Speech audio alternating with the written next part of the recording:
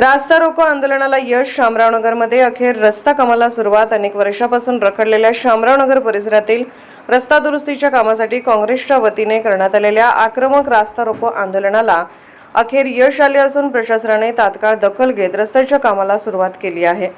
या आंदोलनामुळे प्रलंबित असलेल्या रस्ता, गटारी व ड्रेनेजच्या कामांना गती मिळाली असून काम प्रत्यक्ष सुरू झाल्याने परिसरातील नागरिकांमध्ये समाधानाचे वातावरण आहे।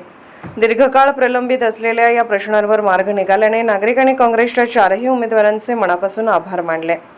दरम्यान रस्त्याच्या कामाची पाहणी करण्यासाठी विरोधी पक्षनेते पैलवान मंगेशदादा चव्हाण यांनी भेट देऊन कामाचा आढावा घेतला। यावेळी सामाजिक कार्यकर्ते ताजुद्दीन शेख, आयुब पटेल, उस्मान शेख तसेच संबंधित ठेकेदार उपस्थित होते। आंदोलनादरम्यान काँग्रेसचे नगरसेवक व पदाधिकारी यांनी आक्रमक भूमिका घेतली होती। यावेळी सांगली शहर पोलिसांनी आंदोलनस्थळी काही आंदोलकांना ताब्यात घेतले होते।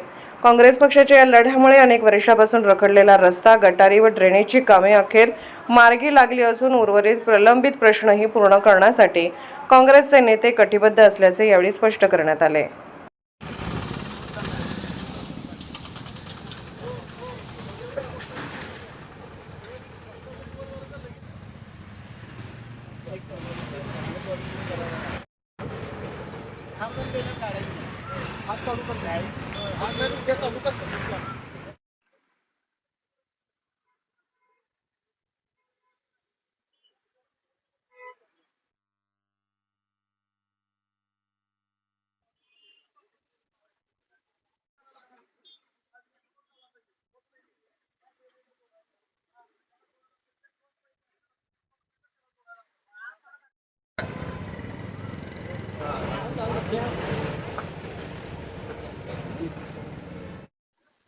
काल शामरावनगर इथे काँग्रेस पक्षाकडून आंदोलन केलेले आहे आणि तात्काळ आज रस्त्याचं काम चालू झाले, तात्काळ गिरणीचं काम झालं।